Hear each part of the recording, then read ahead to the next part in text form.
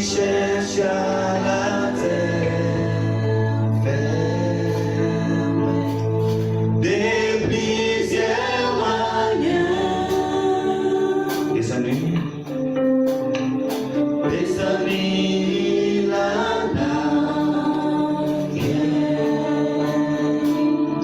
mais non pas d'ici, mais non pas d'ici.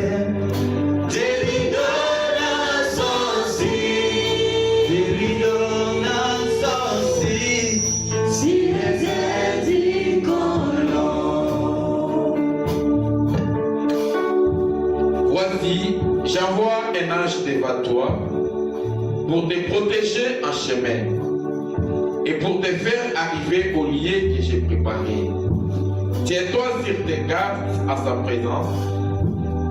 Écoute sa voix, ne lui résiste point, parce qu'il ne pardonnera pas vos péchés, car mon nom est à lui. Mais si tu écoutes sa voix et si tu fais tout ce que je t'ai tiré, je serai l'ennemi de tes ennemis et l'adversaire de tes adversaires. De tokobonde na biso baso nzambe yango na kofungola boyakala na biso wana tozali kobondela tokanisa na bosenga ya ndeko na biso Patrick boyitaka oyo asengi na biso tobondela na ntina na papa na ye oyo azali kotokisama na mabondeli na yo okanisa na bosenga na ndeko na biso ya moba tobondela nzambe biso baso.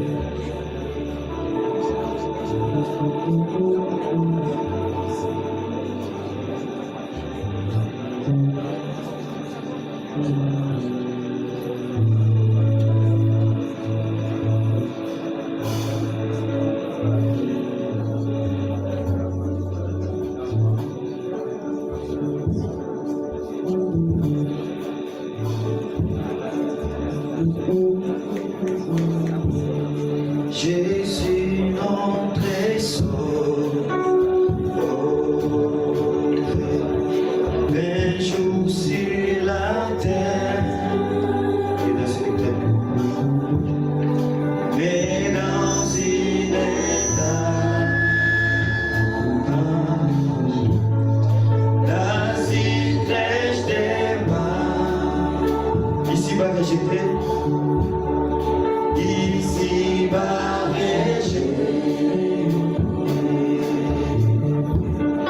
mais non pas d'ici, mais non pas d'ici.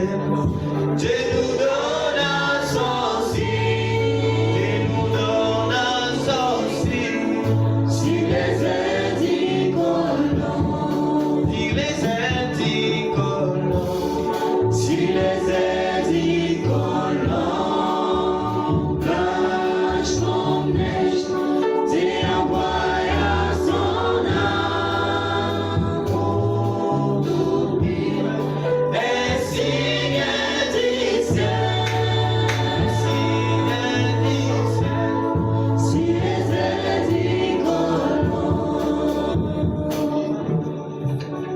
biso oyo azali na likolo molingami mpo na biso Yesu Kristo tokumisi kombo monene na yo mpo na bolingo na yo likolo na biso pema na bomoi yo tolamuki na yango ezali mérite to makasi na moko na biso te ezali kaka ngolu mpe bolingo na yo likolo na bomoi na biso koloyoki na biso mama lokola bana na bato tokoki liboso na yo te soki tokoya liboso na yo mbala nkoto nyonso tokoya liboso na yo tozali basumuki tozali bato na kokweya mpe bato na bolembo eloko ekobelemisa biso penepene na yo bobele makila na yo na nzela na makila na yo osopaki yango na golokota mpo na lisiko na moto nde esali biso tozala baoyo na yo biso tozala lokola yo, ekomisi biso tozala balingami na yo.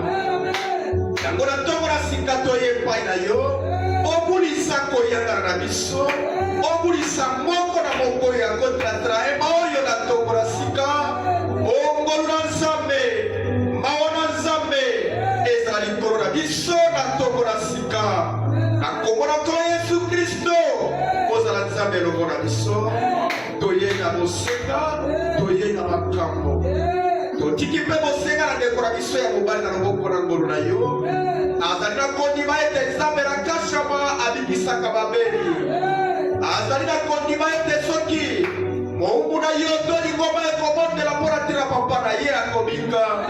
Na kombo na nkolo Yesu Kristo, obikisa papa na ndeko na biso, po ete lokumu mpe matondi ezonga epai na yo. Quelque soit condition kokozala yango na nzoto, ezali bademo. Azala mosika na biso to pene na biso, na kombo na nkolo Yesu Kristo, obikisa ye Seigneur. Koyangana na biso na ntongo na sika ezala mosantu, opambola paster na biso, opakola ye na nguya na bolingo mosantu, opesa ye eteni na liloba na ntongo na sika, mpo na kolekisa biso, mpo na tela lobiko na nzoto mpe na milimo na biso. Moko na moko ya ye mpe liboso na biso azali kosenga te, na kombo na nkolo Yesu Kristo maboni na mitema, oyo mona bosenga na moko na moko. Opambola banzembo tokoyembela yo, opambola mabila na biso, kembo na nzambe, molimo mosantu akitakata na biso na ntongo na sika. Tozali kobengana, tozali kodeloge, tozali kochasse bakuya nyonso epi oyeye na nzela na ndeko mwasi lokola mobali, oyezali kopusa na mosika lokola na pene na bapuissance nyonso ekeseli na mokano na yo, na kombo na nkolo Yesu Kristo, ezala nguya, ezala na se na bokonzi na liloba, liloba na ntongo na sika, ezwa bokonzi likolo na milimo nyonso. Tobondeli presence na yo, ezala kati na biso, ebandeli kino suka, na kombo na Yesu Kristo. Amen.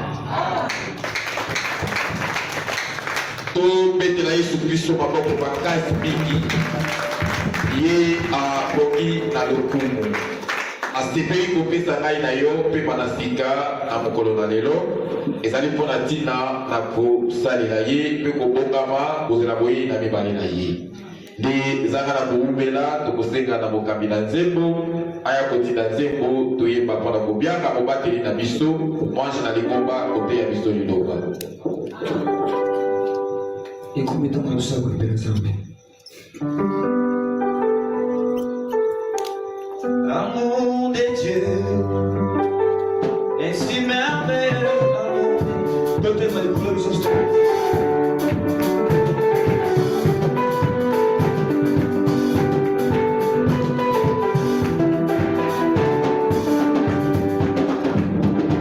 L'amour de Dieu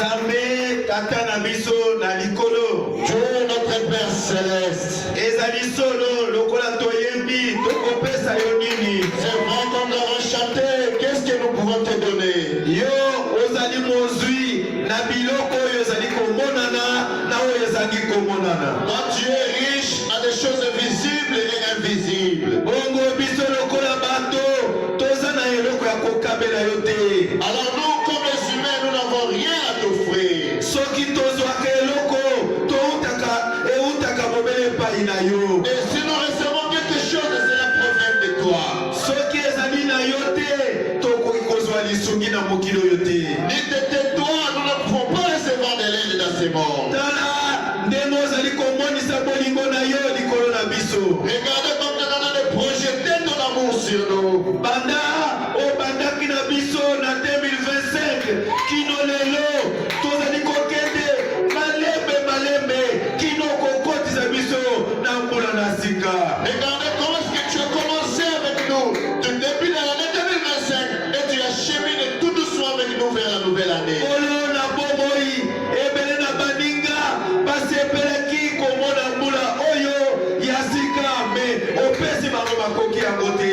Dieu vivant, beaucoup de nos bien-aimés ont voulu voir cette nouvelle année, mais tu ne leur as pas accordé. Banguna na biso oyo balingaka koyoka mingongo na biso te balingi mpe komona losambo na esika oyo te bafundifundi biso bayini biso babundisi biso ete losambo oyo ezali awa te kasi yo na bolingo na yo obateli olongisi tala biso wana tozali koyembi na yo. Père bien-aimé, nos ennemis n'ont pas voulu étendre notre voix. Ils n'ont même pas voulu que cette église soit ici. Ils nous ont accusés, ils nous ont combattus, mais par ton amour, nous voilà, nous sommes encore là. Posa na bango ezali ete losambo oyo ezali awa te me yo nzambe okanaki na bozambe na yo ete losambo ezala na esika oyo. Leur désir était que cette église ne soit pas ici, mais toi, par ta préséance, tu as voulu que ça soit ici. tozali reconnaissant epai na yo mpona kobatelama na yo mpe mpona bolingo na yo likolo na biso. Nous sommes reconnaissants par ta protection et par ton amour sur nous. Na makambo na lolenge boye tokozanga ndenge nini kokumisa yo mokonzi. Par des choses pareilles, comment est-ce que nous allons manquer de louer? Maladi ekoyaki na bandako na biso bitumba ndenge na ndenge mbula mobimba tolekisi yango na kotangisa bizoli kino tomoni mbula na sika boye ndenge nini tokozanga kokumisa nzambe oyo. Les maladies, les souffrances sont tombées sur nos maisons. Et mais tu nous as gardés et nous voilà vers la nouvelle année. Comment manquer de louer? Moyini asalaki nyonso ete kotanga na bana na yo ezala na baesheke ebebisama makambo ndenge na ndenge me yo ozalaki na bomoi ozalaki molongi mpe yo wana ozali elongo na biso. Ton ennemi a compliqué les études de tes enfants pour qu'ils ne réussissent pas. Mais te voilà, ils sont là, ils ont réussi. Et ta grâce est sur nous. Nous te louons pour cela. Nzambe oyo asali boye na 2025 akosala koleka na 2026. Le Dieu qui a fait ainsi en 2025 et il fera plus en 2026. yo ndima mpe ezala na esengo ete nzambe oyo abateli yo na babitumba nyonso oyo alongisi yo akolongisa yo na 2026. Toi accepter, croire le Dieu qui t'a combattu dans tout combat en 2025, il te donnera la victoire en 2026. soki apesaki yo eyano te na 2025 akopesa yo eyano na 2026.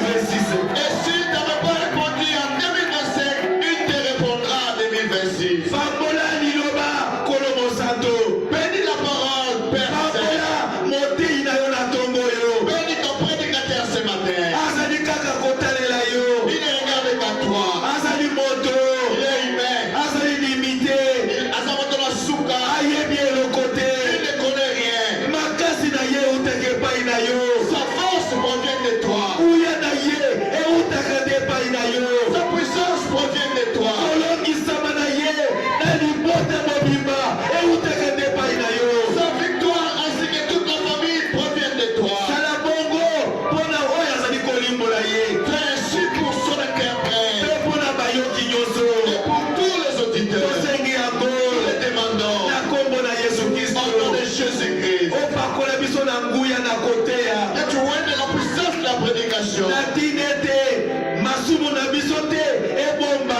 Mais surtout que nos péchés ne sont pas cachés. Que tout péché soit exposé alors que la parole est en train d'être prêchée. Pour que nous sachions comment se préparer devant toi. Je vois que tu as fait ainsi. Quand nous avons prié. Au nom de Jésus-Christ. Amen. Amen.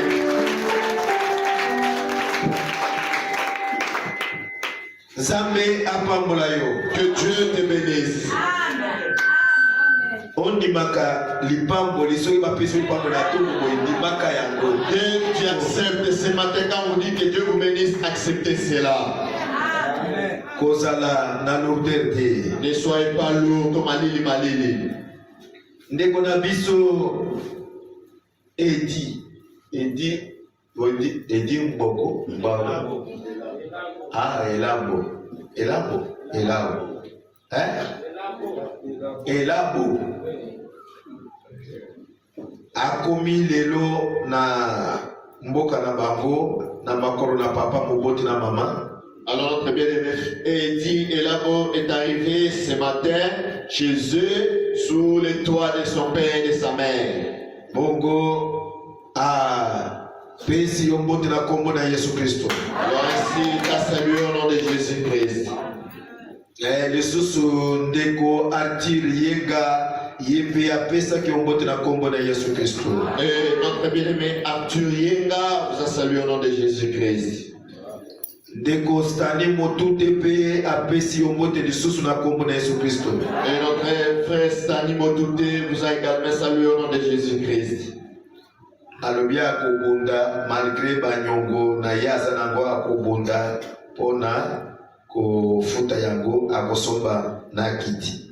Et il m'a dit que malgré toutes les dettes qu'il a, il va s'efforcer à les appuyer et il va acheter une chaise.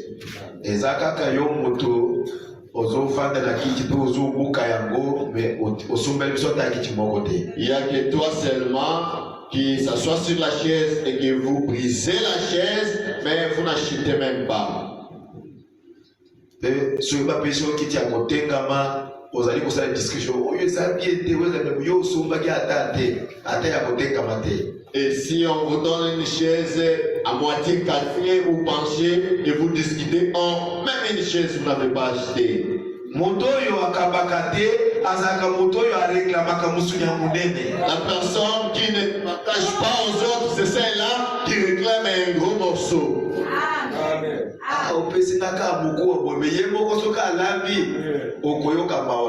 Non, tu m'as donné seulement un os, mais si elle prépare, tu auras pitié. Nzambe apambla mama songela na yoki mbongo na yeba koleka oyo ya mwana mama ngangi makasi mais mwana afandi lokola dituma si masomo kako endezo lobo. Que Dieu bénisse maman Songela, j'ai senti son amène jusqu'ici, mais toi un geste, tu restes silencieux comme les lituma. Jean 13 Yaka okatela biso makambo ya bato oyo elongo na ngai. Venez nous trancher ces problèmes entre moi et ces gens. Jean 13, 1. Oui. Avant la fête de Pâques, liboso lipati na pasika eya Jésus, sachant que son heure était venue de passer, Yesu ayebaki ete ngonga na ye ekokaki pe ngonga ya kobima na mokili pe kozonga epai na tata.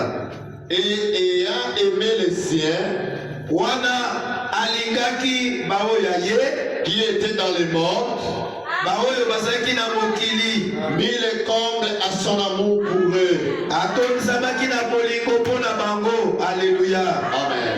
Nzambe ayebaki yo, ayebaki ngai, asepelaki ete alinga yo pe asalela yo bikamwa na ntina na bolingo na ye epai na yo.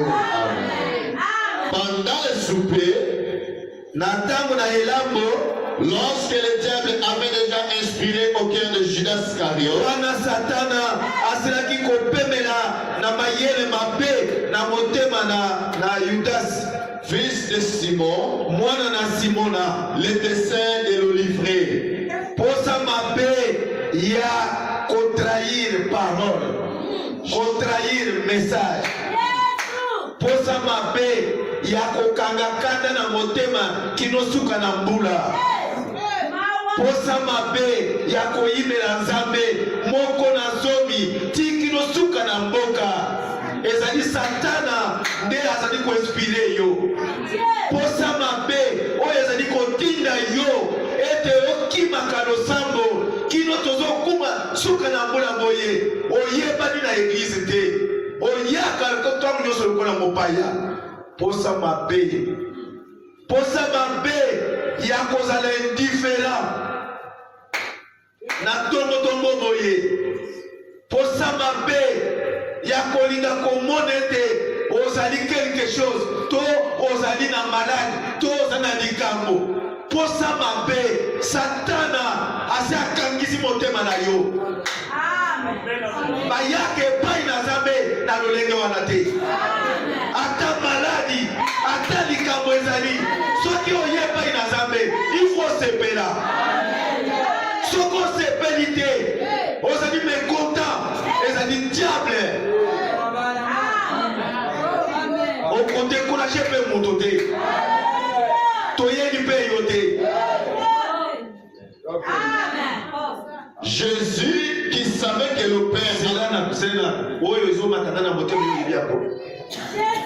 soki na tongo oyo alors si ce matin oyalaki malamu te, tu n'avais pas bien dormi, biso nde totindaki olala malamu ce te. n'est pas nous qui t'avons poussé à mal dormir. Yo moko na satana kati na motema na yo nde olali mabe mpe oyeli bato attitude mabe. C'est toi avec le diable dans ton cœur que vous avez mal dormi et tu es venu avec de très mauvaises attitudes. Biso mpe tokoki kotinda moto te ete azanga motosi liboso na liloba na nzambe. Et nous aussi nous pouvons pousser quelqu'un à manquer du respect vis-à-vis de la parole de Dieu. Makambo ezokomela yo ekomeli yo mpona kozanga motosi na yo. Les choses qui t'arrivent, cela t'est arrivé parce que tu es désobéissant. Eke soki okontinue na kitini wana na mbolo na sika okobuka oyo yo kolona. Et si vous continuez comme ça cette nouvelle année, vous allez récolter ce que vous aurez semé. Awa na yebi solution na yo sezalaka ya kobima na losambo. Moi je connais une seule solution que vous avez. Oyo cartouche oyo zana sezalaka ya kobima po soki basemboli oyo losika lobimi. La seule cartouche que vous avez, si on vous réprime, on vous corrige, c'est de quitter l'église et partir. Avant yoya okotaki bato te. Avant que toi tu viennes, je n'avais pas trouvé les gens. Tango pe okokende bato mosusu mpe bakoya. Amen. Et quand toi tu partiras, d'autres viendront. Alléluia. Okonyokola bato te. Toi tu ne vas pas maltraiter les gens. Omonela mpe moto te. Tu ne vas pas aussi importuner les gens. Mais ezali Satan oyo azali koinspire yo na ntango oyo tolingi tobenama na elambo. Kaka na ntango na elambo nde Satana ainspiraki Judas Iscariote. C'est le diable qui t'inspire alors que nous nous approchons de la Sainte Seine. Et au temps de Jésus, c'était le diable qui avait inspiré aussi Judas Iscariote. Eza likambo na kokamwa tozotanga na Bible mpe yo ozali koyoka mais oza na attitude wana kaka lokola Judas na Satan. C'est la chose étonnante. Nous lisons dans la Bible et quand tu gardes cette attitude comme Judas, Tozotanga na Bible mpe yo vous ozoyoka. écoutez, mais vous gardez la même attitude comme Judas Iscariote. Ekatani sikoyo kokotanga ekatani tanga sikoyo ozokotanga. Jésus qui savait que le Père avait remis toutes choses entre ses mains, Yesu ayebaki ete tata na ye asatie makambo nyonso bokonzi nyonso misala nyonso na maboko na ye. qu'il était venu de Dieu Ayebaki ete auti na Nzambe et qu'il s'en allait à Dieu. Alléluia. Est-ce que yo yebi ke outaki epai na Nzambe? Est-ce que toi tu sais que tu viens de Dieu? Sepelaka ntango nyonso. Réjouis-toi chaque Soko fois. oyebaki ete outaki epai na Nzambe Si tu savais que tu mpe venais de makambo Dieu, ezokomela yo ezali mpo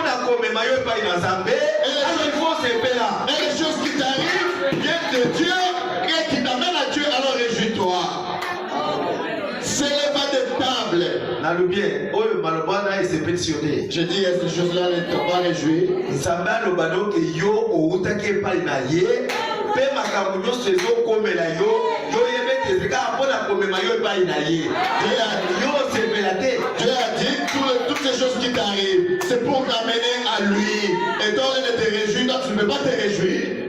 Nzambe ayebaki te yo outi epai na ye, pe makambo oyo ezali kokomela yo, ezali mpona kozongisa yo na nzela na ye.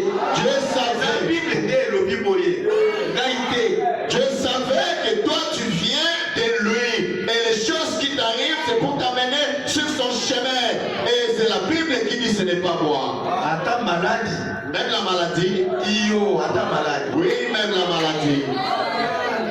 Ata nzala, iyo ata nzala. Même la famille, oui, même la famille. Eloko nini yo bengaka épreuve? Quelle est la chose que vous appelez comme un kama?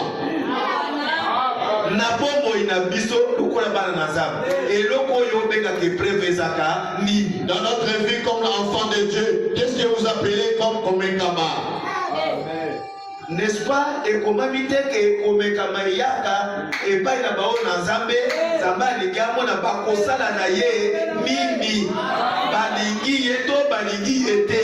N'est-ce pas? Les épreuves viennent pour que Dieu voie, viennent sur ses enfants pour que Dieu voie qu'est-ce qu'ils vont faire. Oui, pour voir si ses enfants l'aiment ou pas. Ozo beta tolo, o Nzambe na ngai Nzambe na bo. Tika nanu likambo ekomela yo. Tika nanu pasi eya epai na yo. Tika nanu difficulté ekomela yo.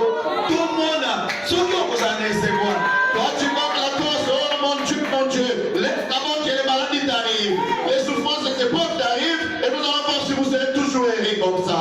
Tika nanu pasteur a livré yo. Tout le monde a soki okolinga pasteur wa. Laisse d'abord que le pasteur te livre, si nous voyons si vous allez continuer toujours à l'aimer. Oh nazaka na botosi nazaka na botosi. Tika nanu lingomba esalo likambo moko moye. Pe bato nyonso balala ngambo moko. Tout le monde soki solo okozala na botosi epai na bato. Oh non, je dis respect. Laissez d'abord que l'église te fasse quelque chose ou soit même du côté contraire à toi. Et nous allons voir si vous allez être encore content. Bato boni bazali kosentir ke ezali Nzambe. Bato boni Les personnes savent que c'est kosentir ke Dieu. ezali Nzambe. Moi je sens que c'est Dieu. Mpona nini maloba ebele kobima na monoko na ngai nga na ntango oyo ya ngai nalobi na mpwani oyo ezoyela ntango eske atako nabongisa nakobongisa makambo na ndako kaka oyo nyonso babe kaka nabongisaki te nakobanda boye nakoloba boye solo bwana mpenza soki ezali Nzambe te. Si ce n'est pas Dieu, tout ce que je vais l'arranger chez moi à la maison pour venir commencer à parler ici. Alléluia. Tokende na biso ekatani na ntango ekoya nakoloba kaka bato oyo bolika te nakoloba na ngai po motema oyo makambo ezoya ezali ya yo te ezali ya ngai. C'est le vent des tables, Yesu atelemi na mesa ôta ses vêtements alongoli bilamba na ye et prit un linge azwi lisume dont il s'est saigné. oyo azalaki kotia na loketo na ye. Ensuite, il versa de l'eau dans un bassin Wana tia mai kati na sani et il s'est mis à laver le pied abandi des disciples kosukola makaka na bayekoli na ye et à les essuyer avec le linge dont il s'est mis. ye azali kopambusa yango na lisume oyo alataki na loketo. Il vint donc à Simon-Pierre aikomi ye na turu ya Simon Pierre et Pierre lui dit, Pierre alobi na ye toi Seigneur, aya yo Nzambe kolo monene boye tu me laves le pied. oyo akosimba makaka na ngai. Jésus boniko Jésus lui répondit, Yesu alobi na ye ce que je fais, Alléluia. Oyo ndenge nazali kosala yo oyebi nano yango te. C'est-à-dire moto ezana bato bayaka na église bazomiyeba te azoyeba te pourquoi ye makambo ezolekana ayebi te mpona nini ezolekana ye azomonaka te bayini ngai balingi ngai te basali ngai boye basali boye mais ndenge Nzambe azali koyanola ye mpona kosembola ye ayebi te. bato bapambola manatongo Que ce matin que les gens soient bénis. baoyo bazali kocomprendre lokola ngai. Ceux qui comprennent comme moi. Nzambe azwa semence ezali kati na ngai akotisa na motema na yo. Que Dieu prenne la semence qui est à moi et qu'il la pénètre dans ton cœur. Tokende. Tu ne les comprends pas maintenant. Yo petelo, o petelo oyo, sere petelo, frère petelo. Yo zo comprendre makambo nga na zo lobelo te pona ni. Na bien, yo ozali mpate. Mpate bakambaka ye. Mais mpate nini oyo azo sembola pasteur. Il faut osala nde boye. O ndenge osali boye ezali mpeza malamu nde osala nde boye. Petelo. Pesa moninga mbote loba petelo. Oni yo boye. Loba nde oni yo boye. Tala Naomi la mwasi ya Petelo ba otala na te. Ba na bito pesa la mbote kote. Pesa mbote loba petelo. Oni yo boye. Comment toi? Bon pesa mbote ba foto tala elongo ya moto petelo. Oni yo boye.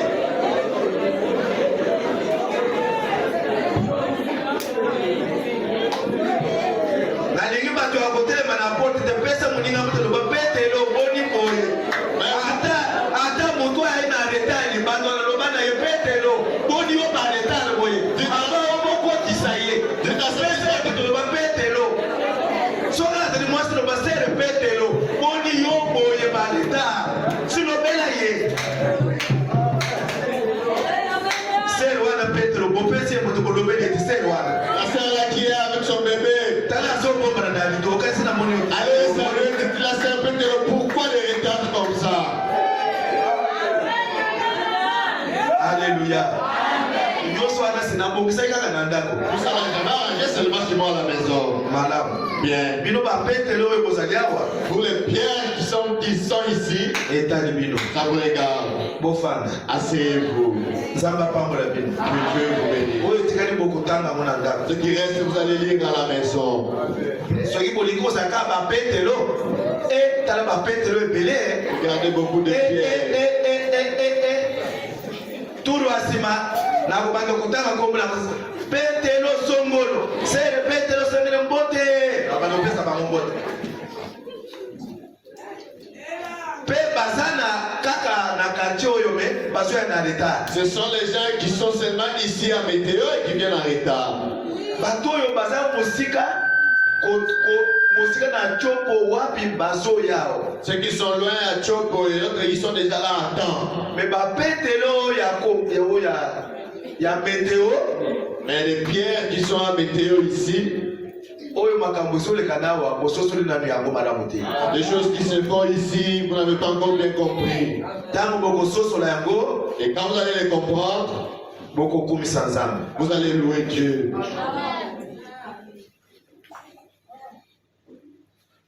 Gasi toya mama na yo ayei ou bien ayete. Gaspard Toya, ta maman est venue ou pas? Ayei.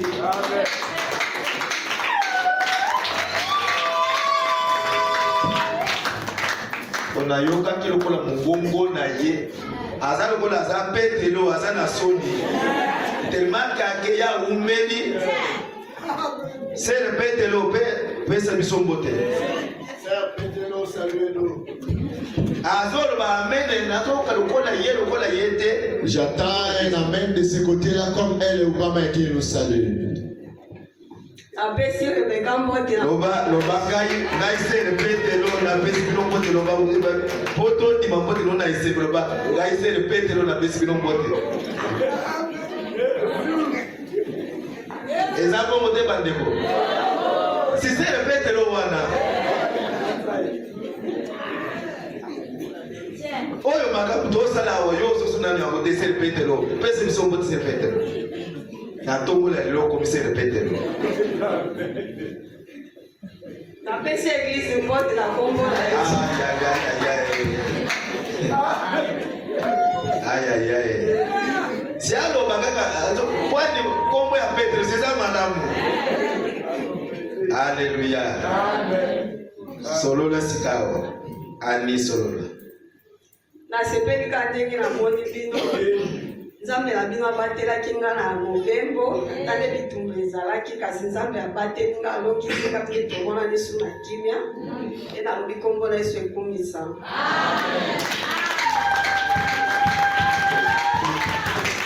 Nzambe apambola ndeko ya mwasi. Que Dieu bénisse notre sœur. Amen. Esika kaka otikaki biso nde esika kaka oyo okota biso. Là où tu nous avais laissé, c'est là où tu es venu nous trouver. To changer nano te kaka na bolingo tozalaki nango likolo na yo toza kaka na yango. Nous n'avons pas changé le même amour, le degré d'amour qui ont porté sur toi et nous l'avons toujours. Esengeli kaka yo okota kaka na rythme na biso okomona makambo nyonso ekotambola kaka malamu. Il te faut simplement d'entrer dans le rythme que tu nous as trouvé et tout marchera bien. Alléluia. Amen. Les trois ordonnances physiques du Seigneur. Malako, Tomilako, Misato, Yansoto, Yakolo. Le mardi, nous avons vu que l'Église épouse de Christ ne vit pas seulement de la nourriture physique que nous avons l'habitude de manger. Mikolo misala mibale toloka kiete mwasi na libana na Kristo abikaka kaka na bilei oyo aliaka nzoto te, mais de toute parole qui sort dans la bouche. Kasi na maloba nyonso ezali kobima na bibebo. Nous avons vu que la bouche auquel Dieu utilise, c'est la bouche d'un prophète. Toloka kiete monoko oyo Nzambe yasalelaka ezali monoko na mosakoli. Et dans l'Ancien Testament, Frère Branham dit que le pasteur est un prophète.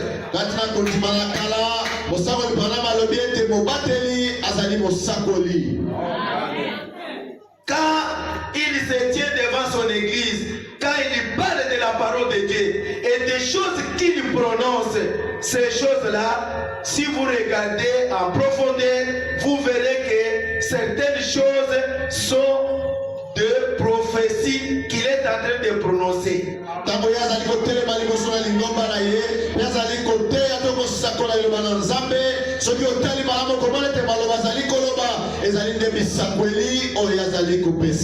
Et Frère Branham dit que dans la prédication, il y a trois choses. Il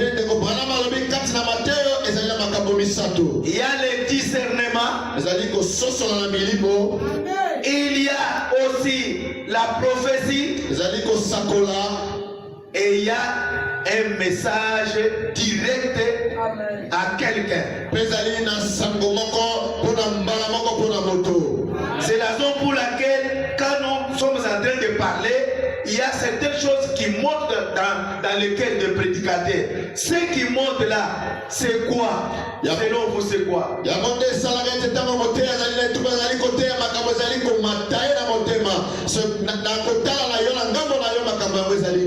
peut être une prophétie pour vous ou bien un message direct pour vous.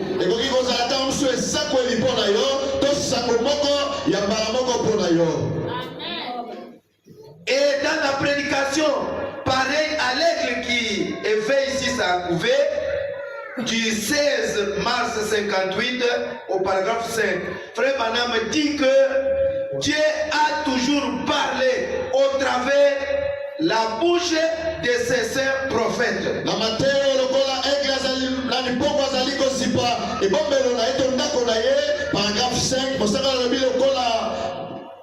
Dieu a toujours utilisé la bouche de ses serviteurs, les prophètes.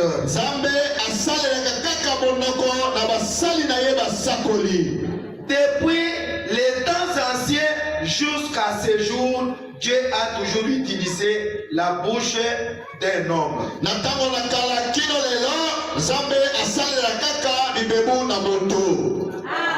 Et l'homme le plus sage de la Bible nous dit dans Proverbe 10, 11 que la bouche d'un juste, d'un prédicateur, d'un homme saint de Dieu, Ça a toujours été une source de vie pour ceux qui l'écoutent. Moto na bwanya ya Biblia alobi ete mamaloba na moto sembo to na momateli sembo ezali kaka eutelo na mapamboli mpona baoyo bazali koloka ye.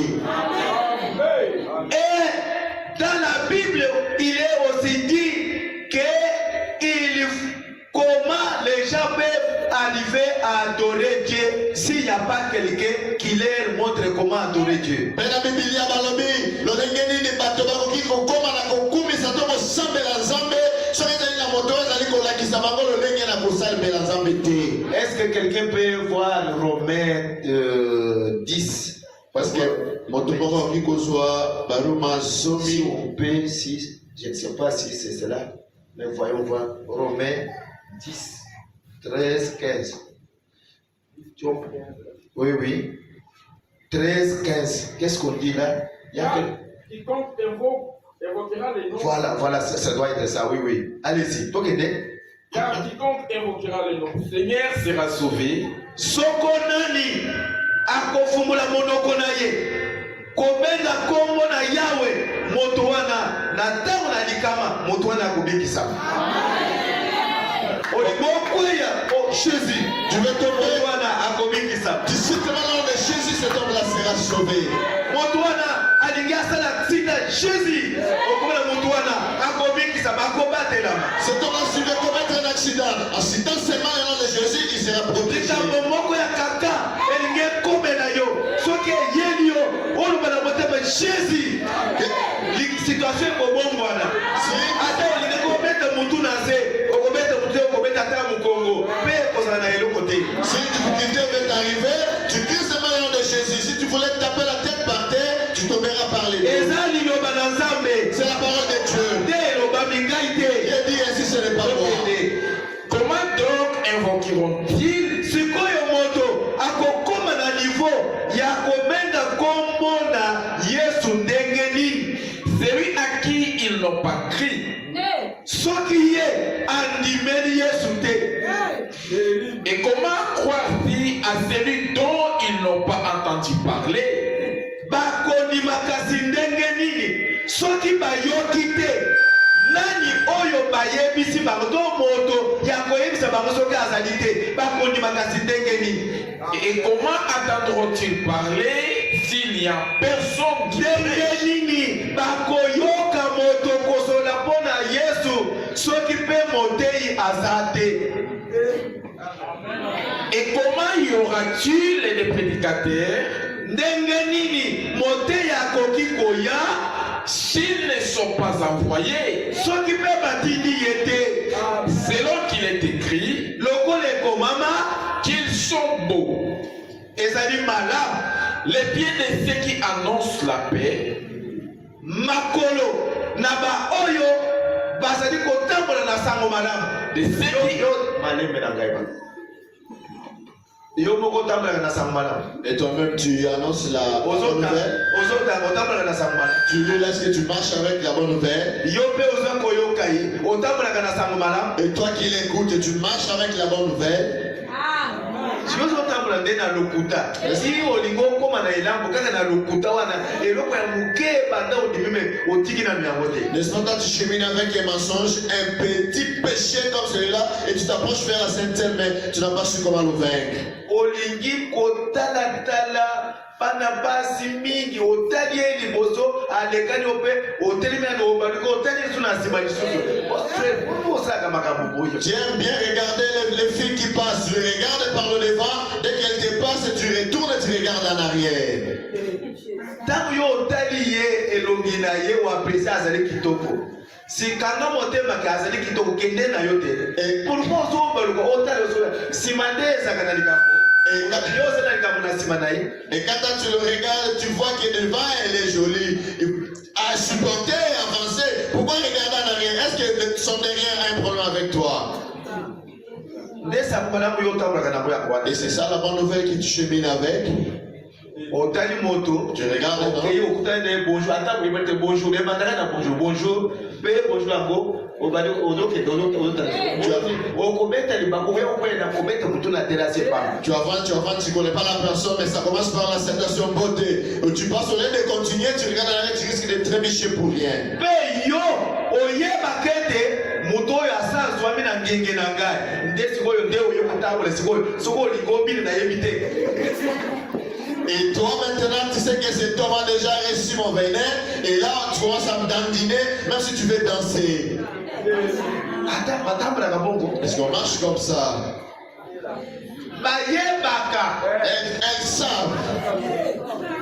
bayebaka te oyo garso oyo deja ate azaka na monoko me asa akangami deja na ngai wana. Elles savent que cet homme ici, même s'il parle trop, mais il a déjà reçu mon venin. ndo omoni akomi na telefone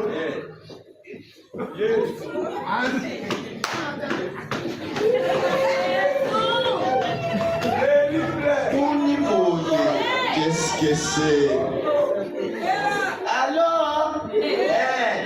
nazelaki yo omonaki na tendenga nakei na ngai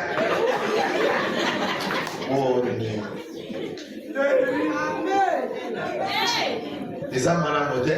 Non, ce n'est pas bien. nde sango malamu na yo ozotambo nango yango wana makolo ezotambo na sango malamu yango wana Et tes pieds marchent avec la bonne nouvelle. mpe olingi olia elamu Et tu veux prendre la sainte na lolingi wana par cette manière. nayebi te Je ne sais pas. nzambe kaka Dieu seul sait. tokende De ceux qui annoncent tika na nwana moto mosu hébreu 13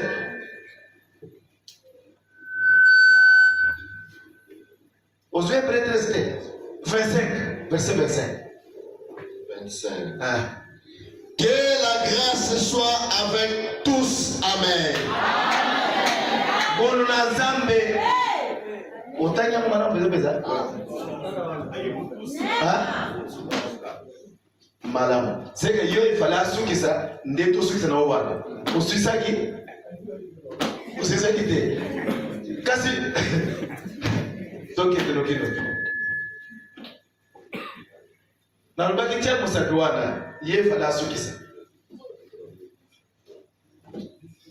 oso ozipi na bible mbala moko mpe ozipi seigneur jésus qu'ils sont beaux, ezali malamu les pieds de ceux qui annoncent, makolo na baoyo baza kotambola mpo na sango malamu de ceux qui annoncent les makolo na bonnes yo nouvelles. soki etambolaka mpo na sango malamu epambolama na tongo soki makolo na yo etambolaka na kotonga baninga na songisongi yo moko olokota eloko oyo ozali ko moto abukaka oyo alonaka oya obuka eloko wana oya nango na elambo te obuki yango ozonga nango epai na yo. Mais tous n'ont pas obéi à la bonne nouvelle. nyonso kasi nde batosaka eloba na nzambe te. Aussi Esaïe dit-il, Esaïe alobi Seigneur, kolo qui a crié à notre prédication, nani nde andimi mateya na ngai na ntongo oyo nani akondimela ngai nani akosepela ete oyo ezali toli malamu mpo na kozongisa na molongo na liloba nyonso nazali kosala ezali mpo na kozongisa na molongo moto ayaka na lolenge na bokoko na ye kokoka na molimo ya libota na bango me soki oyawa na kolakisa o molimo ya lola molimo ya lola ekoya na zai na evangile na kosembola yo na fimbo soki otomboki ozali oyo na nzambe te soki ozali oyo ya nzambe okoyoka mpe okomikitisa silisa esili. Que la grâce soit avec vous tous. Amen. tikete mbolu na nzambe ezala epai na bino nyonso na nkombo na yesu kristo amen. yo ondimi mpeseke na ntongo oyo nakoki kosilisa losambo kaka boye mpe topanza tokende kande Et quand tu penses que ce matin je peux clôturer le culte comme ça sans rien dire, nazolanda nde moto oyo azokamba ngai awo nde naolanda etanga boye kende boye mais kolubako losango ici sikoyo awa na lobia no eloko théâtre nati ko bongo. Moi je ne fais que suivre celui qui me conduit et vous laissez partir à cette heure. Je n'ai encore rien dit. Voilà pourquoi vous devez écouter votre pasteur. Quand il se tient à la chair, c'est un ange du Seigneur qui vous parle, non pas pour vous tuer, mais il vous parle pour vous donner la parole de la vie, pour que vous puissiez comprendre la raison pour laquelle vous êtes ici ce matin.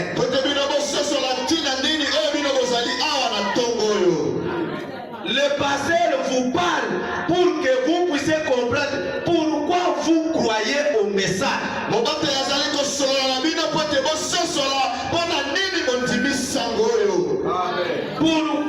on vous appelle sœur en Christ, frère en Christ.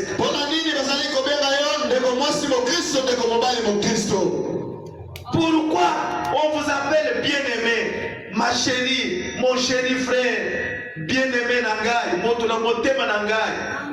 Pourquoi on vous appelle comme ça? Vous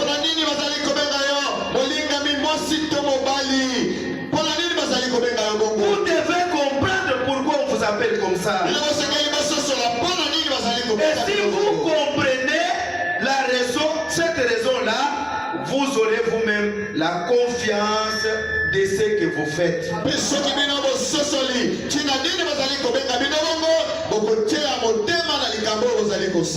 c'est ce que nous avons lu dans la prédication, la communion du 12-12-65, paragraphe 11. Paragraphe 11. Totanga yango oyo ulanda yango tozongela te kaka soki yo lobike nazongela nazongi. On avait lu na tanga de 17 pour toi avancer. OK. Nazongela 11. Que je prenne 11 17. Okay. Maintenant, nous avons seulement 3 ordonnances naturelles divines qui nous ont été laissées.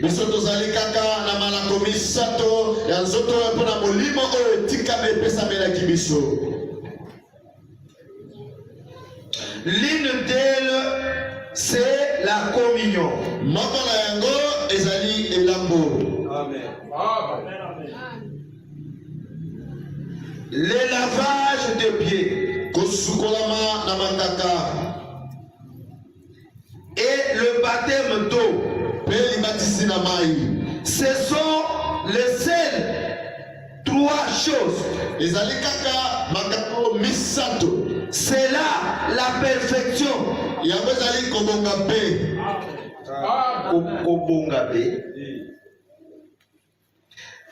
C'est la perfection dans ces 3-là.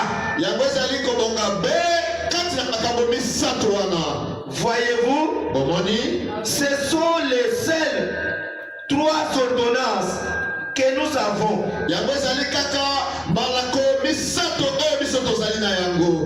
Nous comprenons bien que c'est ce qui a été institué par Saint Paul dans le Nouveau Testament.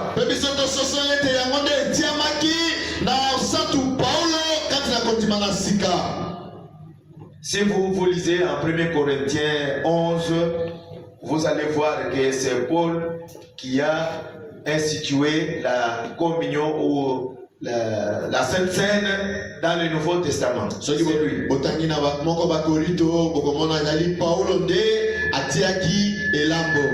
Mais ici, je vais prendre un mot ici.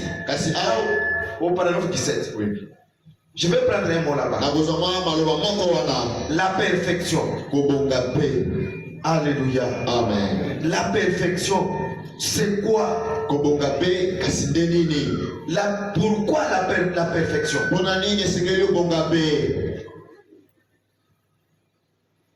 Pour que Dieu amène son église élue à la perfection,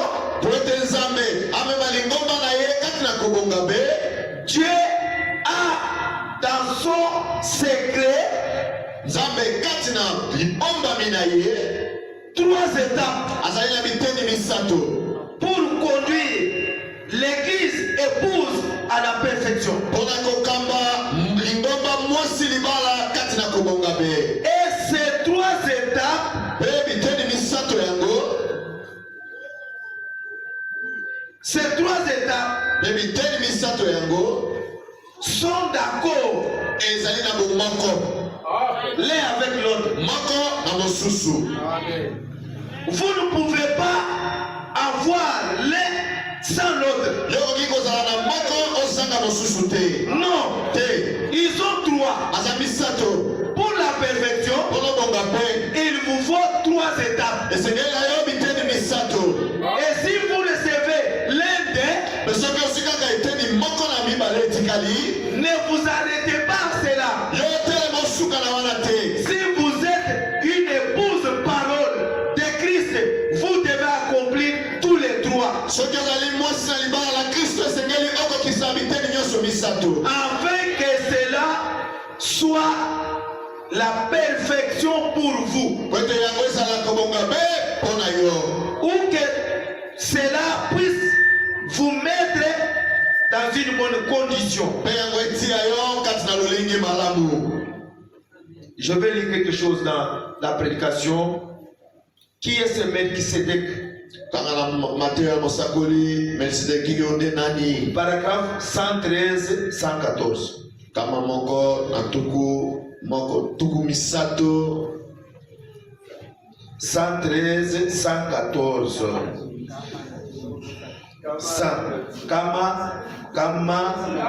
Kama na zomi na misato, kama na zomi na minei. Amen. Aza noko ya bangala me ayebi lingala te. Natanga. Les étapes du dessein éternel. biteni ya miango ya seko na seko. Nalingi yo tanga ngana limbola. Nazoka lingana na yo lokola eza lokola kokota ngana na te. 113. Les étapes du dessein éternel. Biteni na mokano mobongi na Nzambe Qu'il avait dans son secret. oyo ye azalaki nango na ebombelo na ye Ont maintenant été révélés. Zela moke. oyo ye azalaki nango na ebombelo na ye Interprète-moi là-bas, non? oyo ye azalaki nango na ebombelo na ye Qu'il avait dans son secret. soki eloko ebombami kati na ebombelo eloko wana ekomi mystère. Si quelque chose est caché comme secret, cette chose-là devient ma bombami. Zongela sikoyo, zongela. Les étapes du dessein éternel. Biteni oyo na mokano mobongi na Nzambe Qu'il avait. oyo yazalaki nango lokola mabombami Ont maintenant été révélés. Nzambe sikoyo amonisi yango polele eza ya kobomba na liso te. Yo wana omonani, Voilà, tu es maintenant visible. ngai namonani, Je suis aussi visible. tobombani lisusu te. Nous ne sommes plus cachés. Mokili eyebi ke tala bato oyo bandimi message ya Branham bango Le monde sait, voilà ceux qui ont créé un message de vrai. na lolenge mosusu. Autrement, Tala semence prédestinée na vie bango oyo. regardez mon moto et mon disami pour la maman et voilà. Soko olingo oyebaka na yebiso vérité na ntongo oyo soko ozongi na ndako kende oluka ndoki bana eso ndoki. Si tu veux que tu comprennes ce que je vous dis ce matin et la vérité, retournez chez vous, cherche à tout prix que tu sois ensorcelé. Bino okende okota na baloge na université okota na baloge. Et vous les hommes, allez entrer dans les sciences occultes. Ntango okokoma na groupe wana Et quand tu seras dans ces groupes, nde okoyeba ozalaki wana. et tu vas comprendre où est-ce que tu étais. Po bango bayebaka biso Oh, eux nous connaissent. kino oyo omonaka bazalaka na conflit na yo ezali mpo étoile oyo oza nango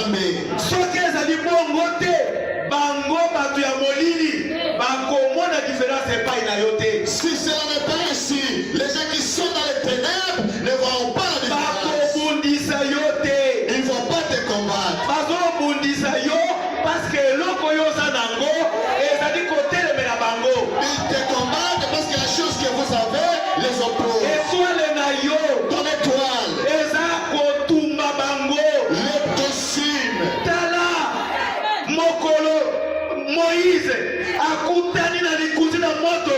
Regardez les jours où Fils vous de êtes Elohim. dans le feu. likunzi na moto etikali na elongi na mose La colonne de feu est restée sur le visage de Moïse. ezali kongala. En train de prier.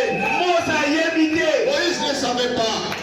alleluya. Amen. bato oyo bazalaki lokola mose bazalaki na probleme te. Ceux qui étaient comme Moïse n'avaient pas de me problème. baoyo bazalaki contre moïse Mais ceux qui étaient contre Moïse, contre kolone de fe contre les consignes à moto, babandaki koyimayima ils commençaient à murmurer. eloko nini oyo eza na motu na ye boye. Quelle est la chose qui est suspendue sur sa tête? pole na moïse La lumière de Moïse. ezalaki koatake masumu Attaquer le péché. ezalaki kobuka miango mabe Briser tout mauvais dessein. ezalaki na puissance Azalaki Nanguya. ezalaki kokitisa bango. Elle faisait descendre. tala bitumba ozalaka nango na université. Regardez le combat que vous avez à l'université. tala bitumba ozalaka nango na zando. Regardez le combat que vous avez au marché. tala bitumba ozalaka nango na mosala na yo. Regardez le combat que vous avez dans votre travail. epai na bashefu na yo. Auprès de votre chef.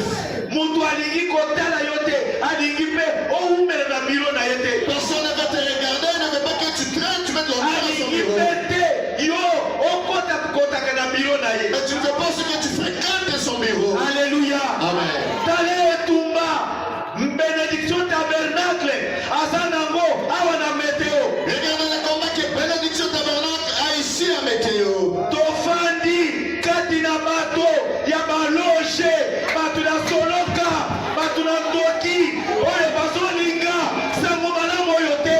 Nous sommes assis au milieu des gens qui sont dans les sciences occultes, les sorciers, les gens de Soloka qui n'aiment pas cette bonne nouvelle. tozali entouré na bato ya mayele mabe Nous sommes entourés par des personnes qui ont de mauvaises intelligences. bazali na lolenge ya kosambela me na kati na bango losambo na solo eza te. Ils ont l'apparence de religieux, mais en eux, ça n'est pas le cas. soki bazali basi baboma mabala ebele babala balongola babala babima basala makambo ya mabe babota bana baboma bana bavote basemi bakota na bonganga akolinga message te. Si ce sont des femmes, ils sont entrés dans beaucoup de mariages et se sont divorcés. Ils ont tué des enfants, ils ont même avorté. Ils sont même dans le fétiche. Ils ne vont pas aimer ces soki messages. ezali mibali Si ce sont des hommes, batongi bandako ils ont construit des maisons. bazotambola na bamituka Ils marchent avec des véhicules. me eutela na mbongo oyo etongi ndako eske eutaki epai na nzambe. Mais la source de provenance de l'argent qui a construit la maison, c'est soki avec eza Dieu. ya moyibi te Si ce n'est pas- ezali mbongo ya makila ya bato. Si cela ne provient pas du vol, cela provient des saints de l'humain. bakoki kolinga message boye ete ya mawa te. Ils ne peuvent jamais aimer que ce message soit péché. bakolinga yo te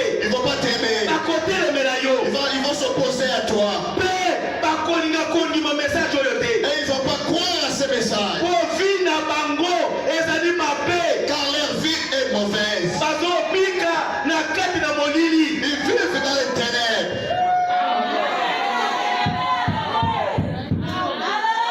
alleluya. omoni esika perfection ezomema yo. Tu vois là où Kobongabe ça t'amène. perfection ezomema yo Kobongabe ça t'amène na niveau moko boye à un niveau supérieur. oyo papa na yo moboti akoki komemona esika wana te. Que ton père biologique ne peut pas t'amener là-bas. famille na yo mpe te. Ni même ta famille. me paster Mais mon bateli, mobateli na yo ton pasteur, na liloba na ntango dans la parole de l'air, message de l'air dans le Sango Tango, kuya na kobongola dans la makambo. puissance de la transformation. nzambe apesi na paster Tu as donné à votre kaka pasteur. paster C'est pas le nde pasteur akoki kokotisa yango na motema na yo qui peut te le faire entrer dans ton mpona cœur. changement ya mbomoto na yo na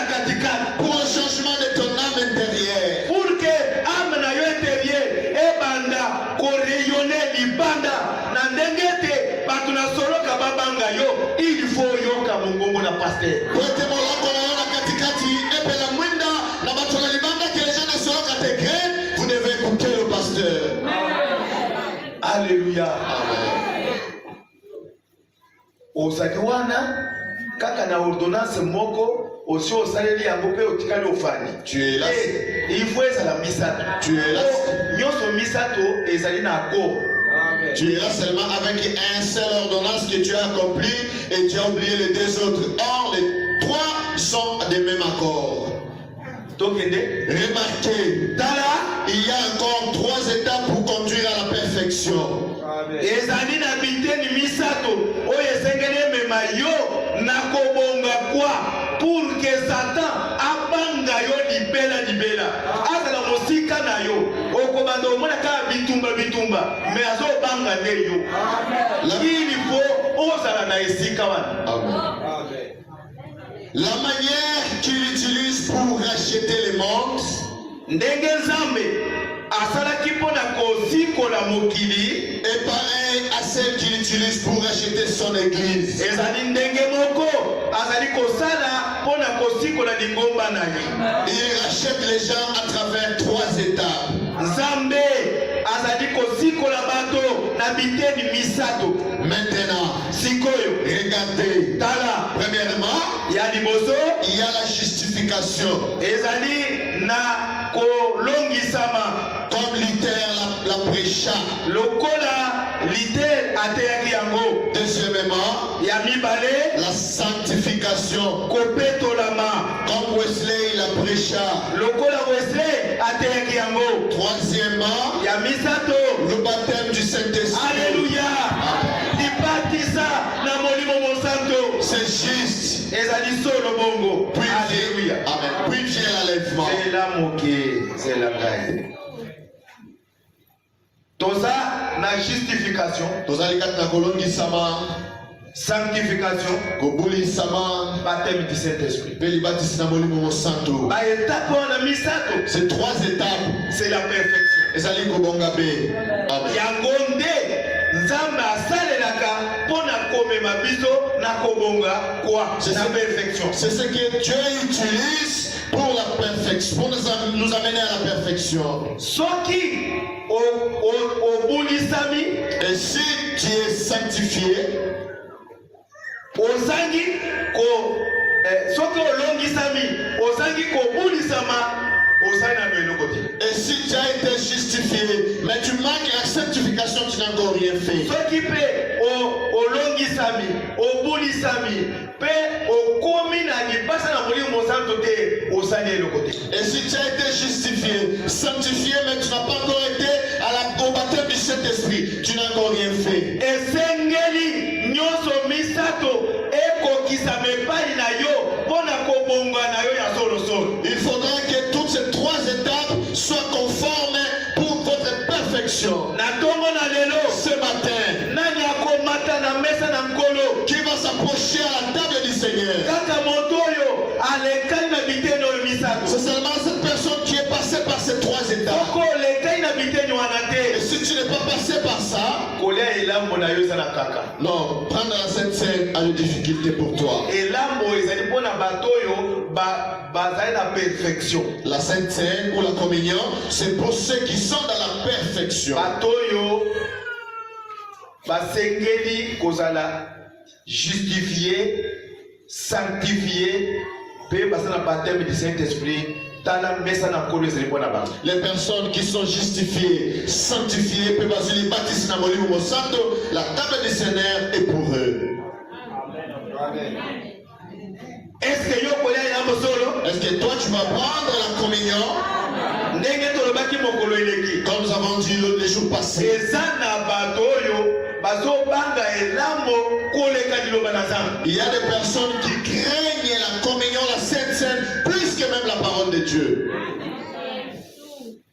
Comment mwana na Nzambe abanga elambo mais abanga liloba na Nzambe te? Comment est-ce qu'un enfant de Dieu peut avoir peur de la Sainte Seine, de la communion, et ne pas avoir peur de la parole de Dieu? Yo yebi te ete vie chrétienne c'est la vie sacrifices de chaque jour. Yo, tu ne sais pas que bon il a mon Christ. Ezali bon il a mbeka mokolo na mokolo. Le colosso y a l'église chaque jour. Et ça dit sacrifice aux autres salles. Quand tu viens à l'église chaque jour, ezali mbeka que tu fais. Mikoloyo, ngai na yo, toko kata pongi, ba 4 ba 5 jusqu'à ce que tolia et la monde, totel misamaka. Ce jour ici, vous et moi, nous allons interrompre nos sommeils à 4h à 5h jusqu'à ce que nous allons prendre la Sainte Seine et nous allons arrêter. Soki ozali moto ya kobongisa makambo. Si période ya kobongisa makambo ya ngoli. Amen. Si tu es une personne pour qui est prêt à arranger les choses, c'est la période qu'il faut arranger. Pour tozali bato, tokobeta mabako, mais il faut traiter les mains. Car la bête les bakou na lali na libunga mana mokote. Car nous sommes des humains, nous allons broncher et je ne peux pas tomber directement dans le péché et rester là-bas. Oya zo beta libaku, pe atikali wana lali. Okolia lilambote. C'est le okole na ndenge na yo likambo ekosa. Et celui qui trébuche tombe et reste sur ses péchés et que tu prends la communion, il y aura des problèmes, tu ne peux pas prendre. Yo oye liboso na nzambe. Quand tu viens devant Dieu, l'attitude ya mabe à une mauvaise attitude, pendant que nous sommes en train de nous préparer pour prendre part au repas du Seigneur. Na bato yo balengai na biteno misato. Mais yo ozana conflit na bato. Alors que ozana makambo ba sentiment mabe na motema na yo. Est-ce que vous avez dit qu'il y a un message? Alors que nous nous apprêchons, nous nous préparons à monter à la table du Seigneur, quand tu gardes encore des conflits avec les gens, des mauvaises attitudes envers les gens, est-ce que tu es digne de t'approcher à la table du Seigneur? Osana banyongo ya dimbe na nyongo ya dimbe ya zambe. Osali plein boy na malédiction po olinga batanga lo malédiction te. Mais tango yo zo yibe na zambe. Malachi alobi, vous êtes tous maudits. Bango malobi, vieux. Surtout vous n'allez pas na Abraham. Vous allez c'est masse royale d'Abraham. Comment yo kokolo bala biso ke to maudit? Wa soke mo to frère, vous allez maudit, vous tes frères, surtout les messages de mon papa. Soko za muhibi ya moko na so. So za maudit. Alors que vous avez les dettes de la dîme, vous avez volé Dieu toute l'année et Malachi dit vous êtes maudits. Et nous sommes les gens d'Abraham, nous sommes les gens du message. Ozo ya l'église ata offrande, soki moko yo ko même offrande na yo ezalinde 200 francs, 500 francs. Donc 500 francs ezali valeur ya makambo nzamba salelo na vie na yo. Et vous venez pour bakabela kanzambe ezali kwa mikro na bakabela kanzambe kokokana na valeur ya makambo ya salela yo. On offre quelque chose à Dieu conformément à la valeur des choses qu'il a faites pour toi. Offrande ezali bapesaka na mobulu te. Tala esika nzambe auti na yo, tala makambo nzambe asala na bana na yo, na famille na yo. Yo no yaki awo na kolela. Mama na ngazi alinga kufa, papa alinga kufa, sambela, sala boy. Eza yo te. Basambeli mama big, papa big, bayana obabig. Moye salite akangami na bademo moko boye passer sengele ngolo to bondeli yaya na yo abi ndeko na ya bi sikoyo kitunga makambo ya nasuka na mbulu oyo ezoya yo kosala nini? Maintenant que le panier donc d'action de grâce va circuler fin de l'année ici, que feras-tu pour Dieu? Si sokoza moto normal, soki sa makanisi mate, si tu es un homme normal, fais retourner tes pensées en arrière. Soki ça kapona nzambo te maman nanga na il était pour ce que ma mère allait mourir. Soki ça kapona nzambo te et papa nanga bakata ye lokolo. Il était pour ce que si mon père mais son pied devait être nanti. Là où il y a ça qui il fallait bakata ye lokolo. Avec l'accident qu'il avait son pied allait être amputé. Soki ça kapona message oyo te de gars nazali mwana mwasi ya Dumba nazana barabara Dumba. Il était ce message mais moi ici j'allais être une prostituée sur le chemin. Soki ça kapona message oyo te de gars nazana valeur nazana ngote. Est-ce que yo yebaka kozaka na valeur? Il était ce message n'allait pas avoir ces valeurs que j'ai. Est-ce que toi tu reconnais que oyebi ke osana beauté moko naturelle oyo ya kobakisa te oyo ya koluka luka te mais oyo nzamba apesa yo ya yo ya libela libela oyebaka tozaka bongo. Est-ce que toi tu sais reconnaître que tu as une beauté naturelle sans pas d'ajout que Dieu t'a donné? Ata mobali oyo abali yo andimi te azosala sambla lokola andimi me andimi te mais po atika yo azoboya kotika omona nini. Même le mari qui t'a épousé qui n'a pas cru, il fait semblant de ne pas t'aimer, mais il ne veut pas aussi te laisser. Pourquoi il ne le fait pas? O nazosambela o naza boye oza boye nini bo mwasi aza na ndako wana aza na beauté naturelle. Bon, sikoyo ozotika mwasi wana okende koluka basi mosusu libanda est-ce que alingi yo solo? Oh non, j'ai une femme à la maison, elle a une beauté naturelle, mais tu la laisses, tu vas aller chercher une autre dehors. Est-ce que tu l'aimes vraiment? Ata ko reconnaître beauté na yo te. Il ne veut pas reconnaître votre beauté. Mais Nzambe na likolo, Mais le Dieu du ciel, ayebi eloko ya asala epai na yo. mais il sait qu'est-ce qu'il a fait pour toi. Soko oyebi seke totika na kasi. Et si tu lui dis, alors séparons-nous. Okebi te akomitia esinga na kingo akei komibo. Et si tu ne fais pas attention, il va aller séparer. Akozwa mwasi lokola yo wana. Ou est-ce qu'il va trouver encore une autre femme comme toi? Aza nde na monoko molai ya pamba. Non, il ne fait que beaucoup parler.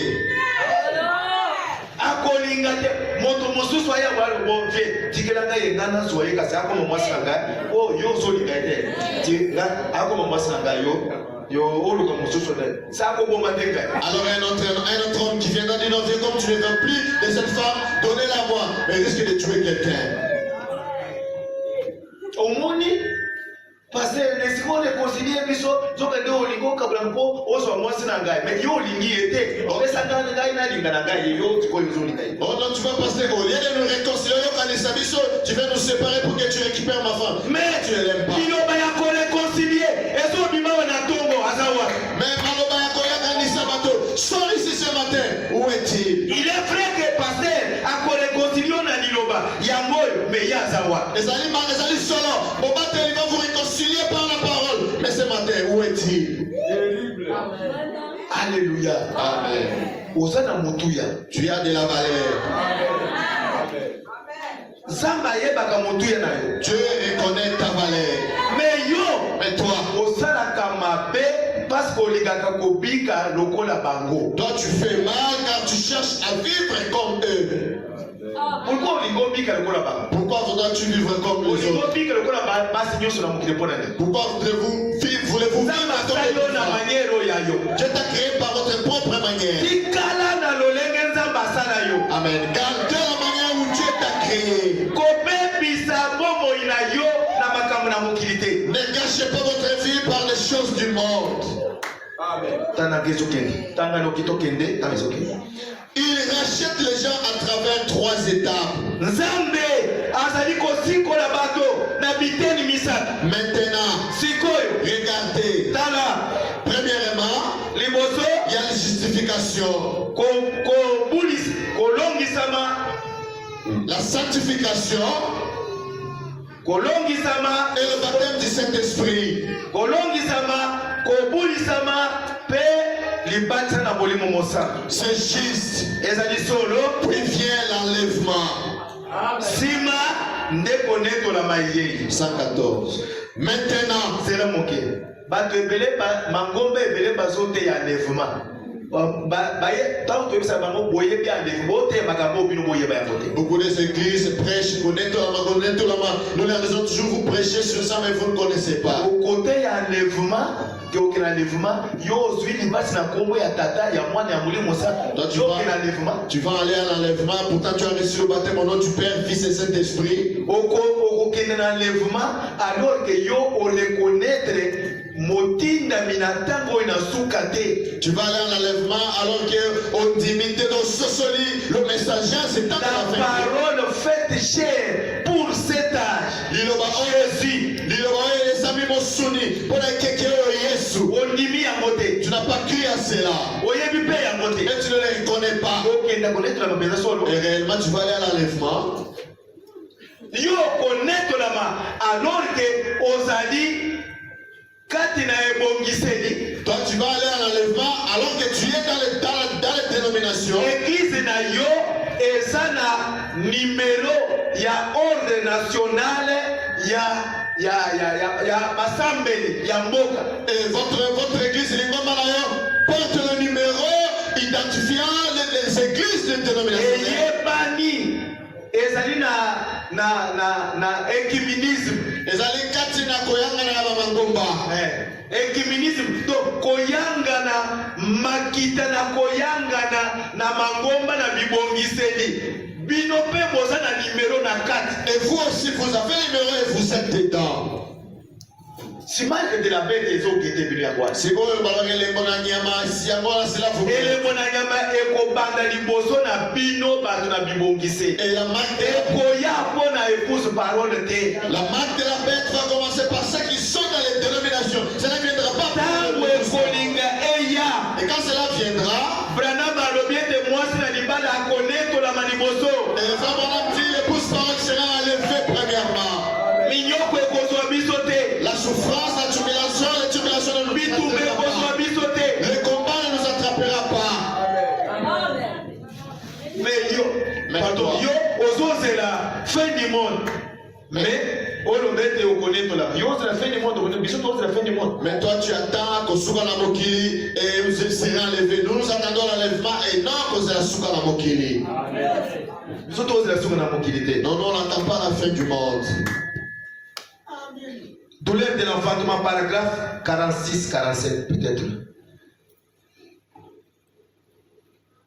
Tika noa na totanga kotoyo. 45-46. Ok. Pardon, 46. Maintenant, je crois que c'est dans 1 Jean 5-7. Nandimiete ezali na Jean 5-7 ou 6-7. D'accord. Si je ne me trompe pas, ce qui n'a pas été Branham dans cette colonne. Oui, qu'il est dit, Ekomami, Ekomama, oui, il y en a 3 ezali misato qui rendent témoignage dans le ciel. Oyo ezali kopesa litatoli na lola. Le Père, Tata, la parole, Tata liloba et le Saint-Esprit. Pe na molimo mosana. Ces 3-là sont un. Misato wana na lola ezali moko. Alléluia. Amen. Yo poza moko. Oza moko na liloba. Tu es un avec la parole. Alléluia.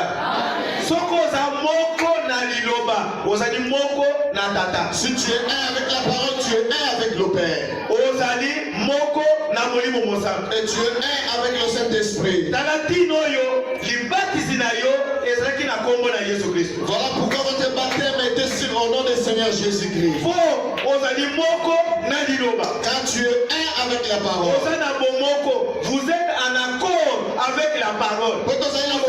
Toi et la parole, vous êtes un. Alors vous ne pouvez pas être un avec la parole sans être un avec le Père. Ni être un avec le Saint-Esprit. Ce sont les 3 témoignages du ciel. Ils sont un. Ils ne sont pas en accord, mais ils sont un. Si vous avez les deux, alors vous avez tout. Pour ces 3-là, par l'unité, la perfection au ciel, ils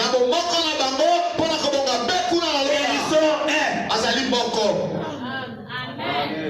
Kaka maman songela ndazo ba bene mokozi kwa yo maman songela qui son amène mais pas rien. Donc maman zamba pamblobi. Maman qui te bénisse. Après son makasi na nzoto na tongo. Qui te donne la force ce matin. Au mona koya na Yesu. Que tu vois la venue de Jésus. Otika makambone ya kosenga liwa. Que arrêtez de demander la mort. Mutu asali o mabebo yo te kola asali ngabo mwana linginga te o nakufa kasi tika makambwa. Quand l'enfant te fait du mal, non, comme l'enfant ne me veut plus, à qui je demande la mort, arrêtez cela. Pour toi, ce qui m'est monté, c'est ça, arrêtez cela. Moi, épreuve, allez, au Kandikanda, Nakanisaka Sibiloko, Ouais, un peu de colère comme ça, pour que j'emballe mes histoires, que je rentre chez nous à un homme, que tu ailles où?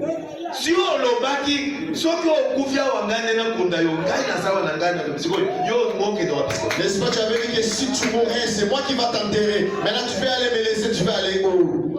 Mais na lingi oneto la makaka na bomo na lingi na no kufa te. Moi je voudrais que tu sois enlevé. O mona Yesu, o mona koya na Yesu. Que tu vois l'avenir de Jésus.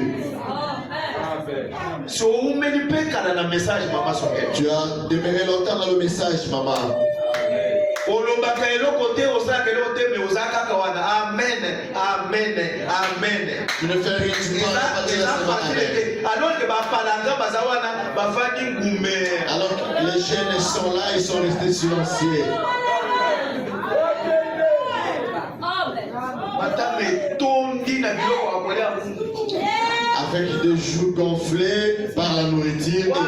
Des problèmes. Pour dire amen, les années du cambo. Mais maman koko azolba amen. Mais maman qui crie chaque amen.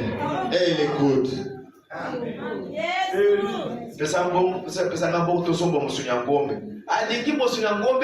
Donnez-moi l'argent qu'ils ont acheté la viande de bœuf et il adore la viande de bœuf.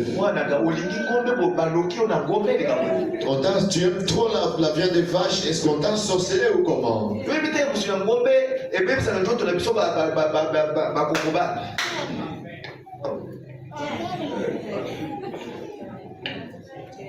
Tikele bisombo tosomba musu yango. Olifuza ko tikele bisombo tosomba musu yango. Ata baby yango ateka ngombe. Solo nano na kende kina ndako na ina kutinda kumulimba solo ngombe, solo ngombe. Na kiki solo ngombe, na marido solo ngombe. Mbote bazo solo ngombe. Mais okomona mona sali pene te solo kala dozo ko.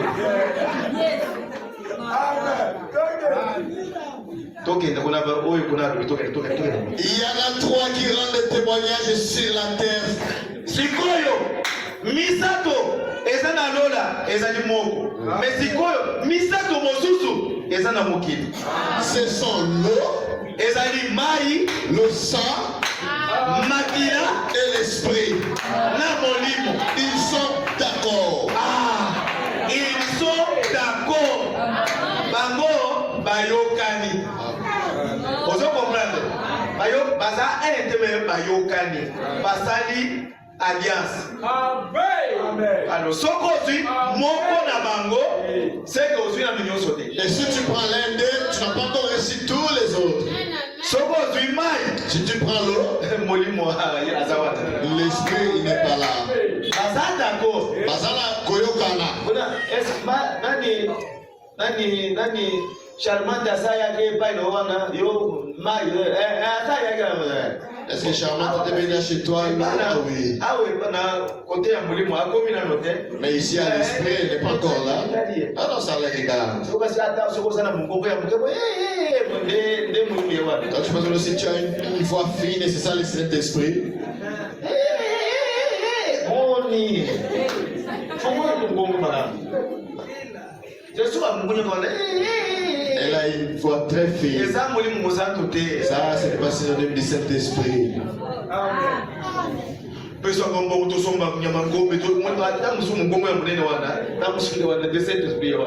Donnez-moi l'argent, vous allez acheter la viande de vache. Maintenant, vous pensez que c'est ça le Saint-Esprit. Alléluia. Amen. Tu peux avoir l'un d'eux, mais les deux autres, tu n'en as pas. Maintenant, remarquez, les 3 premiers sont un. Oyo misato ya liboso baza na bango mo soko tu moko na bango okanye uzinyoso. Bame baza na lolo. Baza na bango awate. Yondo fanya olingo makate posa na moko na bango. Vous comprenez? Sikoyo awa na se tokende. Non. Les 3 derniers sont terrestres. Oyo misato mosusu oyo ezali ya mabele osika tofani. Et ils sont d'accord. Omoni balinga ko bata na moto. Bi memanga tikanga na spiro 2500. Bon. 2500 desi. Ah oboyo de medo oboyo 2500. tozali on a mokili te mosusu akokoma esika ya mosala bapesi yo mbongo kende osomba biloko boye sikoyo osombi biloko oyo etikali wapi okolekisa te wana nalobi mabe nalingi nasukisa eloko mabe nalingi kotanga esika mabe pardon naniati esika mabe naloba kaka oye natika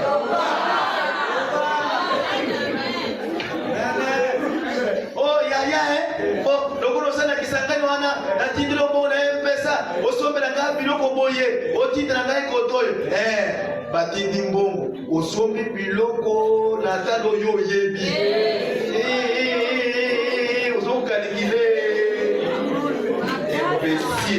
imbécile ya afaki na mboka nganda sale bademarshe nono osala okomata kokita soki nasala seta na moto osokote bana imbécile aleki osombi atalo ya ndenge wana ndenge oyebi wana ale oyo etikali ya mingi oyo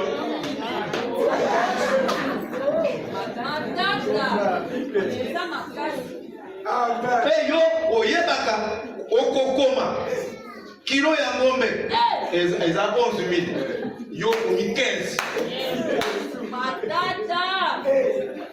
sima saka sima eza ata loboni mingi oyokoleba 35 31,000 yazi okoma 40,000 nini sable ta loboni bono moto kizobe ya makolo misato kidi moto kanini ezaka makolo misato eza 4 te makolo misato ezotambola eza na mokulu moto oso afanda kona azakaka ata na goudron kaka boye na esika azali kaka boye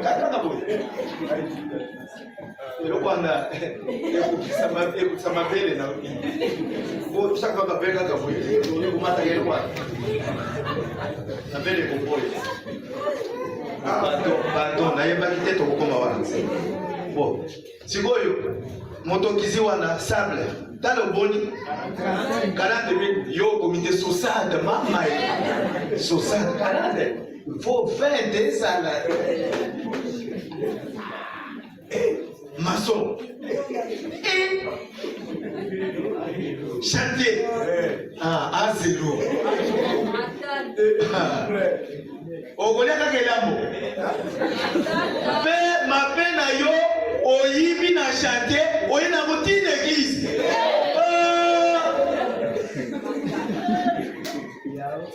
soki mosala esemi na église bosalaka bobangaka nzambe bafrere bosalaka kalikile malamu na somo na nzambe kozala na esprit te nono eza église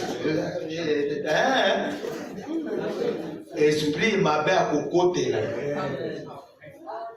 ndako na yo ekotoboka bayibaka nzambe te alors que yo moko oza na banyongo ya dime ovutaka te me ozoyibela nzambe na mayele po ozali 0 soki 1 A0 nzambe akokomisa 0 okolia elamba kaka bongo nzambe na likolo apambola olia elambo na motema malamu kima moyibi sala malamu bien aimé Soyez bien. elema likolo loba na merci epai na nzambe Levez-vous d'abord et dites merci à Dieu. amen Amen. est-ce que ndenge oyo wana ata toyebi nzembo te soki okobondela ata moke te Comme tu as écouté, c'est la même chose, ne chantez pas, tu ne peux pas prier un peu. bato boni balingi natindaka nzembo te ya bonde Combien de personnes veulent que je chante pour prier? bato balingi nayemba te bato moni makoko namoni makoko te oye kotonda makoko sikona te Il lève les mains en cachant. inotango ninyo liloba na yo ekolata nzoto nanga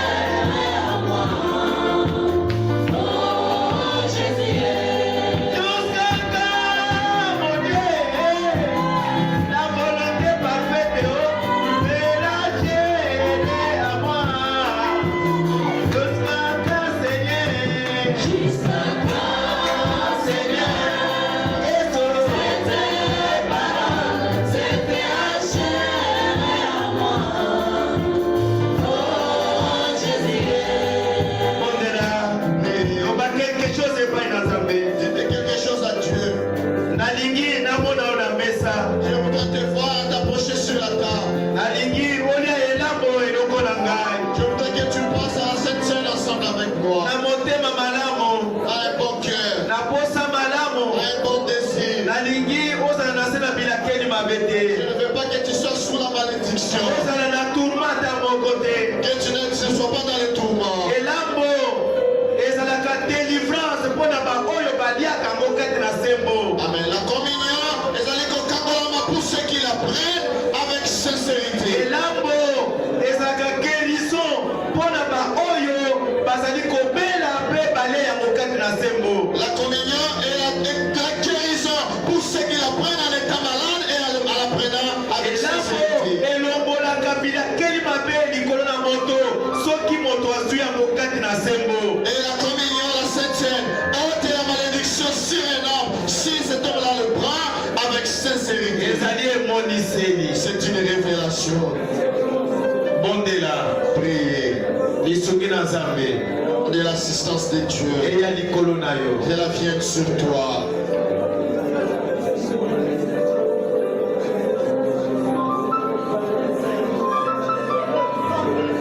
Oui, Jésus.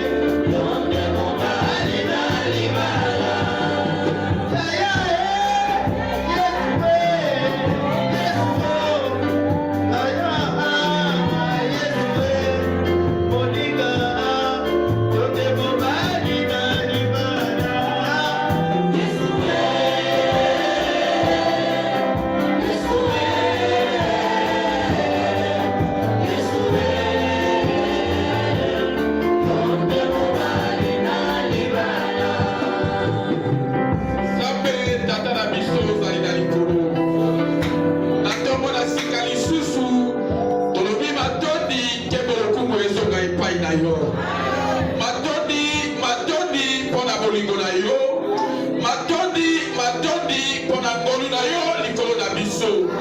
Seigneur Jésus, mitema na biso epeli moto, mitema na biso etondi na mawa, mitema na biso mibukani na komona ete nzambe na bolingo. Tozali bato na lokuta, tozali bato na lolendo, tozali bayimbi liboso na yo nzambe. Liloba na yo eteyami Seigneur Jésus. Nani kasi akoki kotombola mosapi, nani kasi akoki kofungola monoko koloba ete ye abongi, ete ye azali sembo liboso na elongi na yo. Seigneur Dieu Tout-Puissant, tokwei na se na makolo na yo, tokwei na se na makolo na yo Seigneur Jésus. Osali na biso ngolu, oyote na biso mawa, olimbisa bokesani na biso, olimbisa mabunga na biso nzambe na mawa. Seigneur Jésus, sali na biso ngolu, yoki na biso mawa, yoki na biso mawa na suka oyo na mbula, sali na biso ngolu na tongo na sika, sali na biso ngolu, sali na biso ngolu. Seigneur Jésus, yo lobi ete vous connaîtrez la vérité et la vérité vous franchira. Seigneur Jésus, wana toyoki solo na liloba na yo, tika ete solo yango ekangola biso, efranchir biso, epesa biso position ya malamu kati na liloba mosantu na yo. Seigneur Jésus, pambola likambo na yo, pambola ye na koleka, nzambe na mawa, longisa ye na bitumba na bafleche ya moyini satana. Tozali na kondima ete nzambe na mawa, yo pamboli ye, yo muteli ye, yo olongisi ye, pela moko olongisi biso na tongo oyo na sika.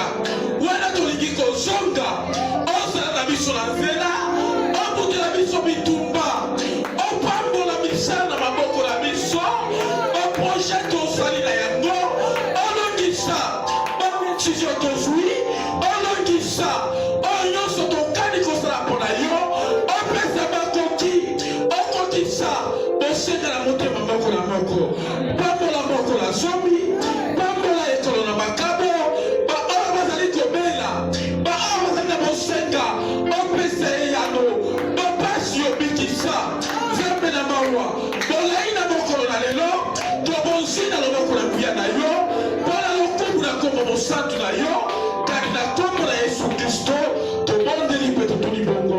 Amen. Tobende Kristo wana basili.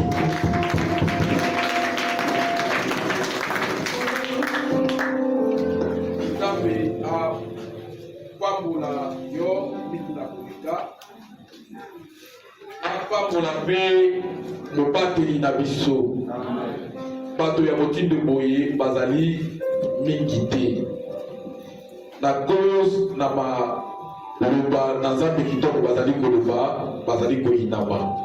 Tokanisaka ye ntango nyonso na mabondeli na biso wana tozali kobondela po oyo azali koloba ezali kake, ezali kosala mpasi na monguna mingi na koleka. Nde bitumba nyonso oyo ezali koya likolo na biso, nde likolo na ye ezali kokenda po azali kokonda ete ngai na yo tobikisama, ngai na yo tokangolama, ngai na yo tozala pene mokolo wana ntango nzambe ya kozonga todetolama.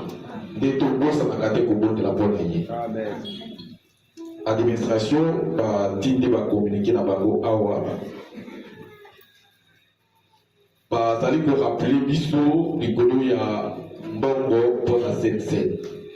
Yo oyo opesi na ye na mbongo na yo te, sala makasi oyo luka lolenge ya komona bayangeli na mosolo, opesa bango mwa makoki oyo wana mpona kolengela elabo na biso. Mabongo na makambo na nzambe ekouta kaka na kati na mabenga na ngai na yo. Ndenge mobateli alobaki awa ete tozali poche na ye, tozali poche na ye, tosengeli tobimisa mosolo topesa mpo esunga basi yangeli na mosolo balekela milulu oyo wana. Nde komunike ya mibale ezali boye.